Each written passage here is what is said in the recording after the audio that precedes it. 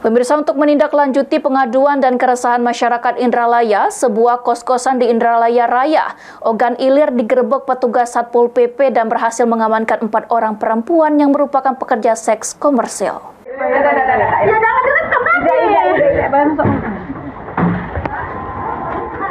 Penggerebekan kos-kosan warna kuning di Kelurahan Indralaya Raya dipimpin langsung Kabid Penegakan Perundang-undangan Satpol PP Pemerintahan Kabupaten Ogan Ilir Kurniawan pada siang hari. Dari penggerebekan, petugas Satpol PP Ogan Ilir berhasil mengamankan 4 orang perempuan diduga pekerja seks komersil dan sedang menerima tamu. Dalam penangkapan ini ada salah satu PSK sempat memberikan perlawanan dengan meronta tidak mau dibawa petugas Satpol PP.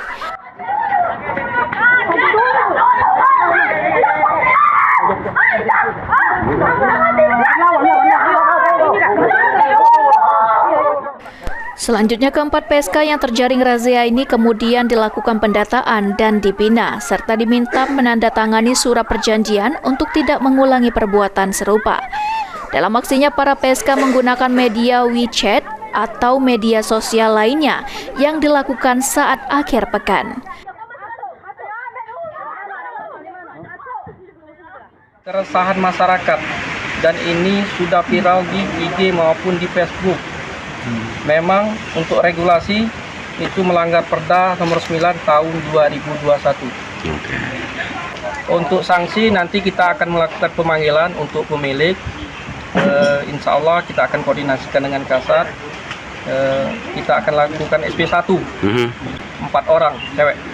Warga mana, Pak? Kita masih melakukan identifikasi, jadi belum tahu warga mana. Tapi ini lagi diinterogasi? Iya.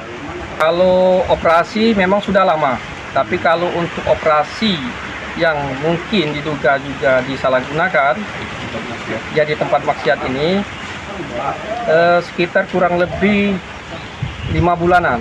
Nah, ini sudah kemarin juga sudah kita lakukan razia 1 kali. Itu ada yang tertangkap 2 kali.